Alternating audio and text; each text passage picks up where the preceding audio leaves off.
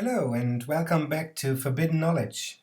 My name is Tim and this is a video series about Arkham Horror, the card game. The idea of these videos is to investigate the forces that normally oppose the players. So everything mythos related. In the first 3 episodes I tried to visualize the structure of the Night of the Zealot campaign, focusing on the act and agenda decks on the one hand and on the other on the narratives and world building.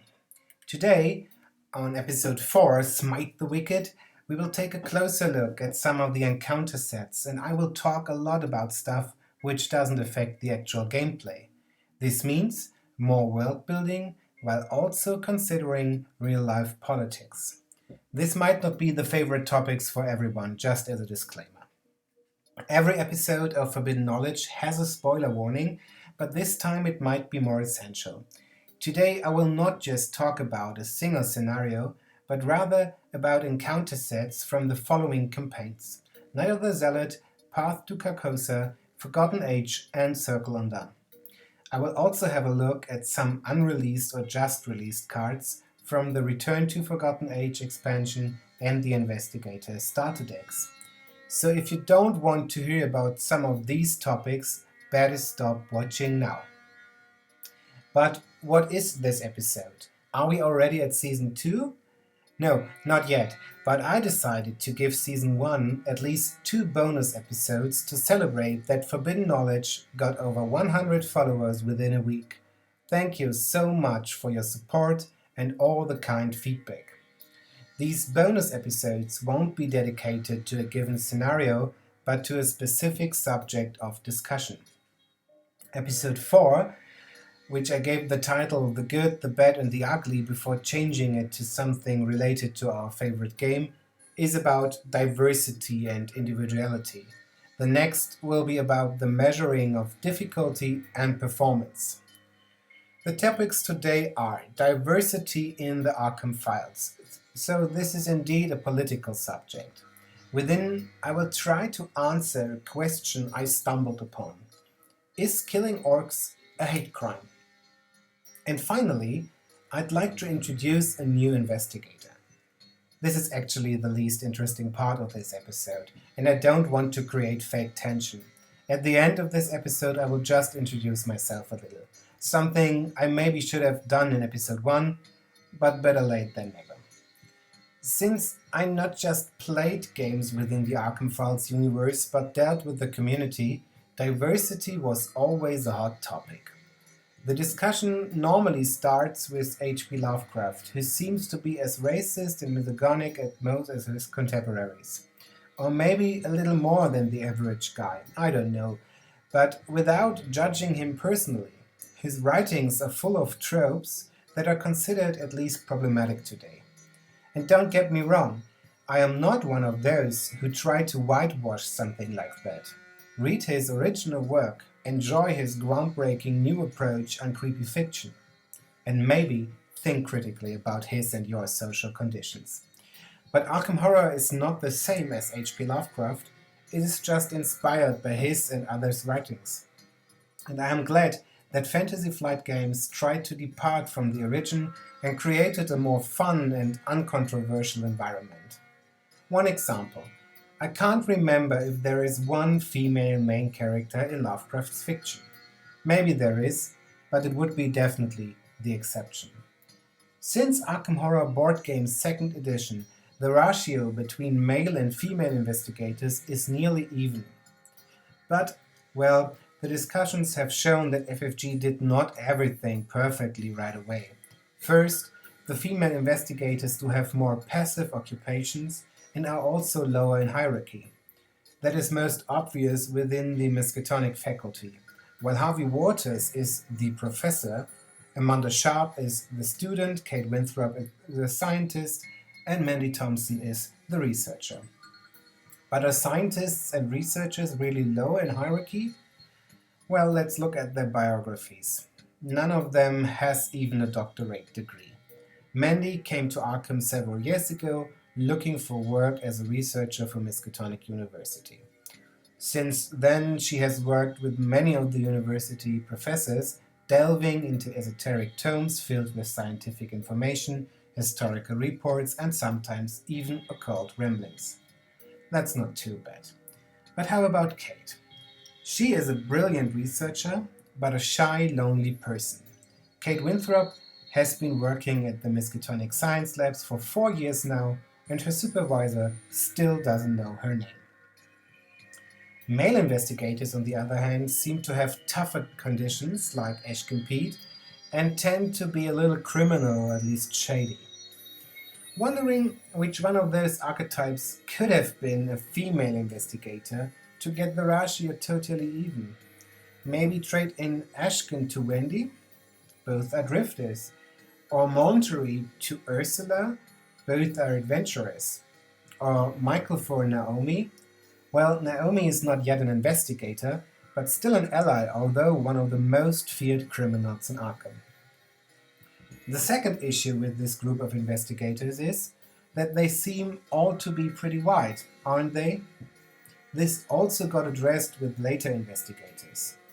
Although it is awkward that all of the black people seem to have something with witchcraft, and the Asian folks are either trained in martial arts or intelligent but obedient, like Minty Fan, who has her origins in Korea, although her name is Vietnamese. Oops. Those are all racial tropes and biases. The discussion about diversity within the Arkham Horror universe normally divides into two factions. Those who demand more diversity and a social and racial awareness concerning the investigators, and those who put out that New England in the early 20th century just wasn't very diverse or aware. And that's right. But FFG clearly want to sell their games to an audience in the 21st century and want their customers to enjoy it and identify with their investigators, despite the historical inaccuracy. And this clearly shows in the three most recent investigators. Nathaniel Cho the Boxer. He's an Asian male, something parts of the community asked for a very long time. What I like about him is that he is not portrayed as quick and persistent, but as strong and quite crushing. And he doesn't perform martial arts but boxing. Winifred Habermuck, the aviatrix. Her quote is, "I can top that." She is a daredevil, and she is the first female criminal. She is nothing like how a female was or is expected to be, and that's great.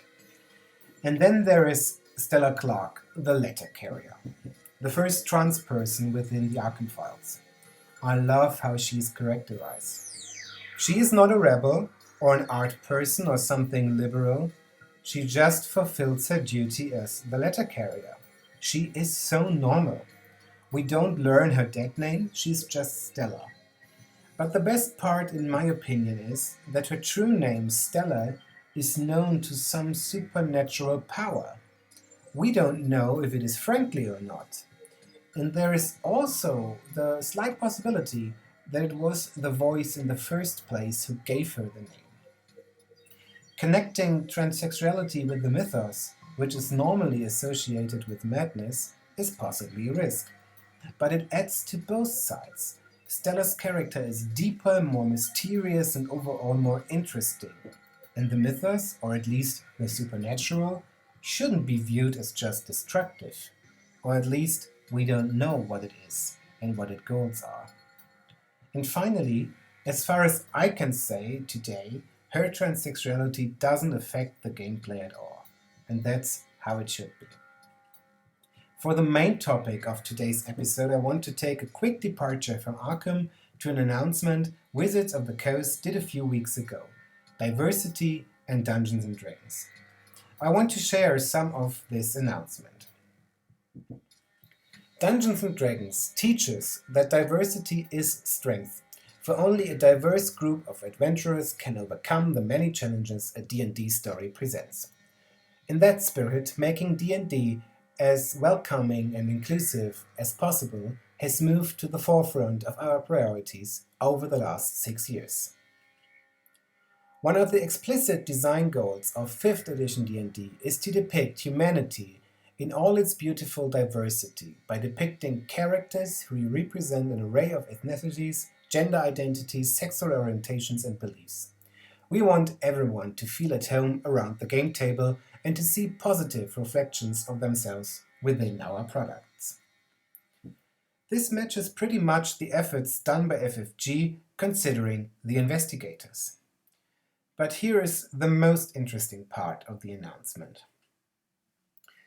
Throughout the 50-year history of D&D, some of the peoples in the game, orcs and drow being two of the prime examples, have been characterized as monstrous and evil, using descriptions that are painfully reminiscent of how real-world ethnic groups have been and continue to be denigrated. That's just not right, and it's not something we believe in. In my opinion, this is very well put, because if you read carefully, you realize that nothing within the statements suggests to change the culture of orcs or drow, but changing the behavior of those describing them. If they do this right, most human characters within the game may still think of orcs as filthy and degenerate scum, but the authors of the source material should describe them in a more neutral and complex way. Well, not everybody liked this statement. I myself learned about it through this post. When we talk about taking this social justice warrior shit too far, we mean this. In a game with entire books devoted to demons and necromancy, where rangers pick favorite enemies by species and race, apparently racial sensitivity is now a concern for fictional races. And I would say, yes, it is. Most role-playing rulebooks are structurally racist. That's obvious. A huge part of your characterization is defined by a concept of race, and that's racism. I don't know how to change that or if it has to be changed. But in my opinion, one has to accept that there might be something to think about. Seriously, who among the customers and fans is this helping? Well, I think it does not just help those customers who themselves are part of a minority and don't want to be reminded of such negative representations. I think something like this helps all of us. Let me give you a little example. I am playing the Call of Cthulhu classic Masks of Nyarlathotep with a group of friends via Skype at the moment. I actually rewrite all of it to let it take place in the year 2020 without the coronavirus. We started the campaign in March when lockdowns began to distract us from that, so no coronavirus. Currently, the investigators are in Kenya, where they met some strange ghoul-like creatures. Those weren't aggressive, actually they were pretty shy, searching for food and running away when they got noticed. But my investigators hunted them down, killed 3 of them, 1 with an applied headshot. This could have been just a successful fight against some monsters, of course, but I decided to follow the idea of the D&D post. I created a culture for those beings. They were intelligent, could communicate with the investigators through drawings in the sand, and they actually cared for their killed relatives. And my players cared too. They felt pity, were even ashamed. I'm sure they will remember this encounter because of the discrepancy between their view on those beings and the actual complex culture and individuality. That's why I think it helps all the players when we don't characterize those races in a one-dimensional and degrading way. The headline of this post read, "So I guess killing orcs is a hate crime now." And I want to answer this question.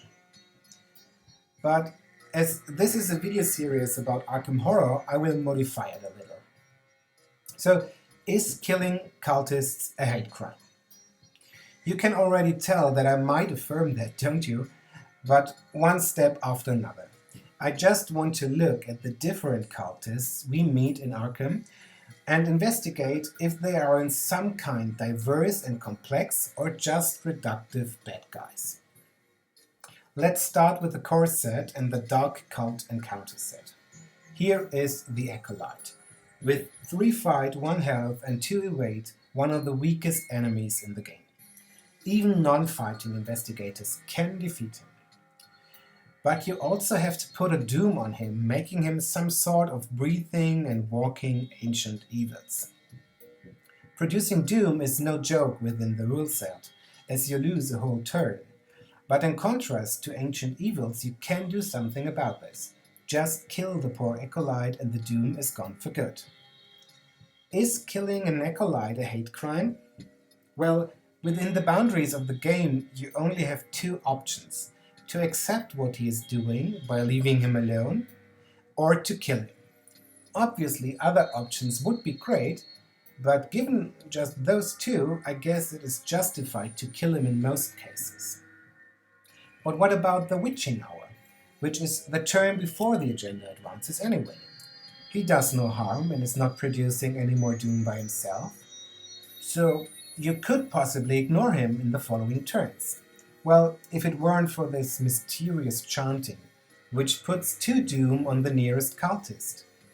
But if there is no cultist, it spawns a new one, so you could have let him live in the first place, right?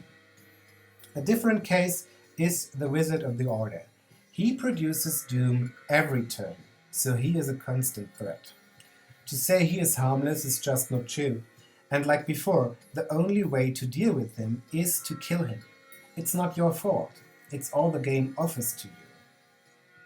So these are the regular cultists, some guys chanting in dark cellars to support forces that we the players consider evil. But what about diversity? Are all cultists just brainless bad guys? Or do at least some of them have a more complex character? Already back in Arkham Horror the board game, the cultist, also one of the weaker enemies, was a variable enemy. Each ancient one you fought against changed some of their stats and behavior. The card game does the same, modifying this cult in most of the campaigns, but the card game does so much more to show the characteristics and motivations of those cultists. In the last episode, I discussed the individual members of the Cult of Umordoth in detail. Today, I want to take a closer look at the Cult of the Yellow Sign, the Narcotic Brotherhood, the Agents of Geek, although they might be no proper cult, Annette's Witch's Coven, and the Silver Twilight Lodge.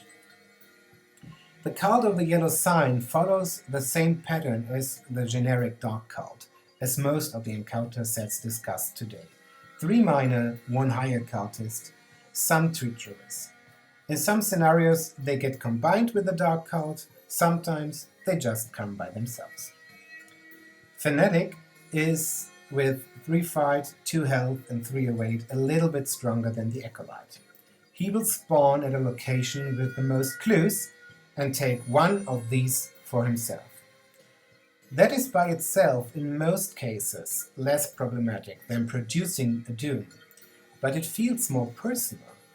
While doom is something players have naturally no influence on, clues are their main objective. Those clues actually belong to the investigators. The Agent of the King has 4 fight, 4 health, 2 evade, and the Hunter keyword. This is an enemy to be taken seriously. And similar to the Wizard of the Order, he grabs not just 1 clue from a location, but 1 every time he attacks you. These clues were definitely yours. Studies show that it feels 3 times worse to lose something than to get the same thing feels good. So it feels like you're losing 3 clues and not just 1. Maybe that makes it comparable to getting 1 doom, which equals a lost round. And it explains why getting attacked and losing the clue is so much more annoying than defeating that enemy and getting your clue back is rewarding. The Treachery, the King's Edict, serves the same mechanic, moving clues from locations to cultists and buffing all cultists with clues on them. And then there is one scenario where those clues are transformed into doom. This is really annoying, because you can't get them back, even if you defeat the cultists.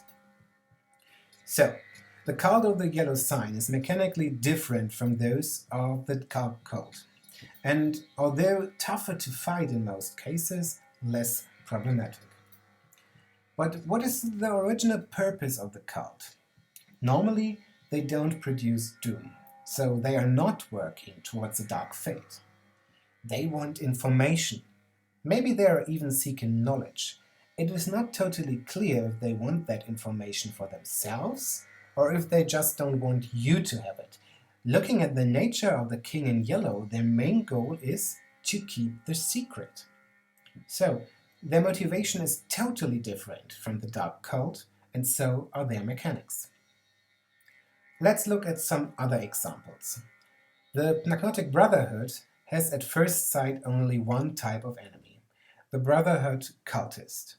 With 2 fight, 3 health and 3 evade, he is easy to fight or evade, and at least one of those values is less as in any cultist so far. But with 3 health, he is tougher than most, especially for non-fighting investigators. And he is a hunter, so he follows you around, which is always creepy. He doesn't produce doom just by himself, but if you attack him, he does. And then he gets harder to fight and evade for each doom on him. This makes him a very problematic enemy for all investigators who need 2 or even 3 successful fight actions to defeat him. The theme of being followed by those creepy guys can also be found on the treachery card. It puts 1 doom on the nearest cultist. That's less bad than mysterious chanting doom-wise, but you also have to make a willpower test and lose 2 sanity if you can't succeed. If there is no cultist in play, you still lose some sanity, because if you have the feeling of being followed, this is stressful, regardless of if it is true or not. And then there is Words of Power, a hex card which goes into your threat area. This treachery prevents you from damaging enemies or finding clues if there is at least 1 enemy with doom at your location. Basically, making it impossible to do anything to progress. This emphasizes the other theme within the Brotherhood, to reduce your actions either in number or in selection. In one of the scenarios you might meet the Hand of the Brotherhood. He also only produces doom if you do something, in this case find the last clue on the location. Combined with Words of Power, that is a mighty and very limiting ability. If you have Words of Power in your threat area, you maybe should get rid of it or defeat the Hand of the Brotherhood before grinding for clues. So, the Narcotic Brotherhood is mostly lurking around, watching what you are doing and trying to control what you can do. As associated with the Yithians, their objectives and attitude are different and may be opposing to those of most humans, but they are not too aggressively trying to harm them in the first place. And they are also opposing another group or race, the Serpents of Geek, which can be found in the Agents of Geek encounter set. Normally, I do not count the other Agents of Somebody sets as cultists per se, but as mostly strange creatures associated with an Ancient One. So these are very distinct from the human cultists. But those 2 serpents are thematically something in between and mechanically too similar to the other cultists to ignore them. Both Brood of Geek and Serpents of Yoth are reasonable enemies to fight. The Brood is a hunter by definition, the Serpent might also hunt you down. They are both aggressive towards you, and they are getting stronger and more aggressive for each Renegade's point in the victory display, which maybe leads us back to the question of killing being a hate crime. They don't care if you kill other warrior serpent people. Those don't rise your Renegade's points. But if you kill normal snakes like Pit Viper, they will take revenge. Again, you have influence how aggressive this cult will be against you. If you slaughter your way through the jungle, they will be very hard to find. If you do more of evading, they might be less of a problem. Finally, there is the Curse of Geek, which lets your investigators become closer to serpent people themselves. If you are cursed, you lose 1 strength and 1 health and gain the serpent trait. But this just seems to add to the thematic and has no real game effect, because as far as I know, all cards that refer to that trait specify that they only affect enemy cards. Maybe Return to Forgotten Age changes that. I don't know, my copy has not yet arrived. When I will analyze the Forgotten Age campaign in hopefully Season 4 of Forbidden Knowledge, I will investigate that topic further. In either way, to get rid of this curse gets harder with every Venegans point in the victory display. So, what is the motivational goal of the Serpents of Geek? Basically, they defend their realm against you. You are the intruder in each and every scenario this encounter set is used. So, they are just fighting you off. And the more damage you cause in their realm, the more aggressive they get. Do they consider killing humans a hate crime? Well, maybe if a serpent would leave the jungle and try to kill all humans in Mexico City, but if they just defend their realm, serpent people seem to be pretty okay with killing humans. And maybe this is a moral guideline to consider. Next up is the coven of Annette Mason, the witches. In an interview, Matt Newman insisted on a prudent, sensitive use of the term witch. He referred to the Salem trials, the denunciation of women in general, the association with the devil, and the derogatory nature of the whole context. He's very aware that this might be a sensitive topic. I think one of the underlying themes of the Circle Undone is a conflict between a female and a male perspective, or even matriarchy and patriarchy.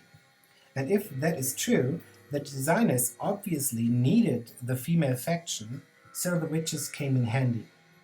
But they wanted to avoid at least some of the negative connotations, which is indeed a difficult task without patronizing the players. So, what are the cards all about? The Coven Initiate is with 2/2 one of the weakest enemies so far. She won't hunt you or produce any doom, she's easy to defeat, but easy to avoid or even ignore at the same time. And she has quite an interesting mechanic, which is shared between all the witches, and that is manipulation of the encounter deck. After revealing a Coven Initiate, you have to discard 2 cards from the encounter deck, and if it runs out, you have to draw a Hex card. Those are bad, of course, but this effect is very unlikely to happen. Although there are synergies with the effects of other witches, the discarding of cards from the encounter deck is interesting in my opinion. It has neither a negative nor positive effect gameplay-wise. But I wonder, is it just a way of randomizing certain effects? Or is it a rule supporting an overriding narrative? What are the witches doing in the woods? It's not totally clear, but they are dealing with mystical forces, and if I remember correctly, they try to seal something and or correct certain actions a specific witch did many years before. But maybe, just maybe, the discarding of cards of the encounter deck symbolizes just this, dealing with mystical forces and preventing some negative effects. I know, they do not actually prevent anything as the encounter deck gets reshuffled if it runs out, but it might feel that way. Hey look, I just discarded an ancient evil. I would have drawn that next. Finally, there is not just flavor text on this card, which is rare enough on those cultist-like enemies, but a quote from H.P. Lovecraft himself. The hidden cults to which these witches belonged often guarded and handed down surprising secrets from the elder, forgotten eons. I guess that this is the picture Matt Newman and the design team wanted to draw. Witches have and guard secret knowledge, maybe they still seek for more, but first of all, there is a tradition or culture of giving this knowledge to further generations. Of course not to anybody though, but those worthy of that knowledge, which will be other magic-sensitive women, aka witches. Witches are not good or evil just by being a witch. Of course, there are also witches who abuse their power or are too greedy to get more, but the Coven of Annette itself is dealing with the consequences caused by such an individual. Okay, enough of those subtle connotations. What do the other witch enemies do? And here's finally Priestess of the Coven. She has a little more health and has the retaliate keyword. And she also attacks when the encounter dex runs out. This is more likely to happen because it's a forced effect and not just part of the revelation effect. All in all, she is more aggressive than the initiate. She cares about witches in the discard pile, and this might be a similar mechanic to Vanagon's, making her stronger as you defeat her sisters. But at the same time, this triggers also if those enemies were just discarded, for example by the revelation effect of the initiate. Finally, there is Annette Mason herself. She is 4 fight and evade and 4 health per investigator. She is also retaliate. At the start of the enemy phase, she discards 3 cards from the encounter deck, spawning each witch enemy. This does not synergize well with the priestess, who cares about other witches in the discard pile, but with the if the encounter deck runs out effects. For many players, most interesting about her might be the 2 victory points. And here again comes morality into the game, as you have 2 options when you meet Annette: to fight her or to collect a bunch of clues. Again, like in Midnight Masks, fighting is a plausible and the most obvious solution, but not the only one. Some closing notes on female cultists. It might be not too surprising that there are mostly or even exclusively women in a coven of witches. Until now, we obviously had some unique female cultists, but the coven is the only faction depicting females as their general cultist. Some, like the Wizard of the Order, might not be identifiable, but still. In my opinion, this suggests that although females participate in at least some of the cults, that their structure is masculine and their leaders are most likely male. Is that something the designers want to suggest, or did they just do this by accident? Do you remember those guys, the Brotherhood? With the return to Forgotten Age, their cult got an update. They are not using the Dark Cult to enforce anymore, but the cult of Nakotos. And there is the Brotherhood Acolyte. Not just proving that females can be a generic cultist, but also that the Brotherhood itself is quite progressive and inclusive. She is an interesting cultist, as she is more of a support character. In contrast to the original Acolyte, she is aloof and doesn't produce doom on herself, but on other cultists at her location. She is potentially worse than Acolyte, but sometimes no problem at all. And I like how much she resembles Mandy.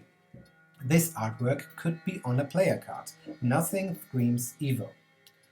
The replacement for Wizard of the Order, on the other hand, is frightening. The artwork of Stolen Mind seems to suggest that the person is fighting against the Yithian controlling it, raising the question if any of the other members of the Necrotic Brotherhood participate voluntarily or are just weaker and easier to control. From another time, the replacement of Mysterious Chanting is again more punishing as its original. It produces up to 4 doom, and you have to divide those as evenly as possible. But at the same time, it has a test, so you have some influence on how much doom is generated, which is more interesting than just producing 2 doom like Mysterious Chanting does. Finally, there is the Silver Twilight Lodge. This is the counterpart to the Witch Coven, and besides the redeemed cultist Diana Stanley, depicted pretty masculine. As most of the members of the Twilight Lodge, the Lodge Neophyte has the trait aloof, so he won't attack you. His spawn specification and the force ability are the same as those of the original Acolyte of the Dark Cult. But this time he offers the ability to parley, to get rid of the doom. So he is neither aggressive nor rational. In the same way, Keeper of Secrets mirrors the Wizard of the Order, again adding the aloof keyword and the possibility to parley. Mysteries of the Lodge also resembles Mysterious Chanting, but placing less doom while making it harder to deal with the Lodge members. And then there is Joseph Meiger, who seems to be a close relative of H.P. Lovecraft himself, who is indeed attacking you and even retaliate. Story-wise, he is not aggressive but in a panic, So you can still talk to him, but only after clearing all doom from other cult members. There are even more members of the Twilight Lodge you might meet later, and most of them share the described characteristics. They are aloof, and you can parley. Here comes the interesting part. You will meet these characters only if you are at least friendly with the Lodge. If you oppose them, not just their behavior will change, but also your perception. The most obvious example is Nathan Wick. He here described as master of initiation, so someone who shows you hidden knowledge. If you're against the Silver Twilight Lodge, the same person is called master of indoctrination, so someone who imposes a specific worldview on you. The other members also change, losing the option to parley and sometimes also the aloof keyword. But most revealing are the changes of the Lodge Neophyte and the Keeper of Secrets. They get substituted by the Acolyte and the Wizard of the Order. It is not so much that their enemies have changed. Their stats are pretty much the same. The doom mechanic stays the same. What has changed is your perception of them. You don't consider them as reasonable people anymore. You think they are just random cultists who probably have to die.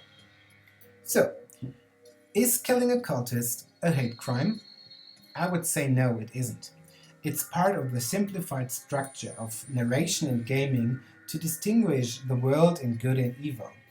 And for us, the players, it is just more fun to throw some dynamite into a bunch of cultists as to try to talk to them about their awkward reasons and beliefs. But I can't stretch enough how much I appreciate the efforts taken by the game designers to show us not all cultists are the same. There is diversity. Some are just evil, others are strange, others try to defend themselves, and so on. And there's also diversity in the ways to approach them, at least in the boundaries an enjoyable game is capable of. So, today we got to know most of the cultists and also some of the new investigators. Hope you enjoyed that. At the end of this episode, I want to do something that I should have done at the beginning of episode 1. To introduce myself. Of course, this video series is not about me, my traits are no forbidden knowledge, but courtesy demands me to finally introduce. So I decided to do this in a way we all can relate to. I will build a deck. I normally would consider myself as a seeker with the mystic subclass, and I relate quite a bit with the backstory of Norman Withers. I am just half as old as he is, but age is just a number, isn't it? But let's give me a little more agility than Norman has.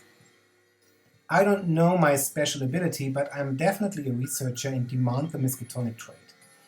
I work as a university teacher in the fields of fine arts and art education. So art student has to be in my deck, although my students normally don't help me finding clues. I am personally most interested in contemporary art, but there is no card that I associated with that. My research is not so much about individual artists or artworks, but the relations within exhibitions, analyzing the statements the curators did through the exhibition.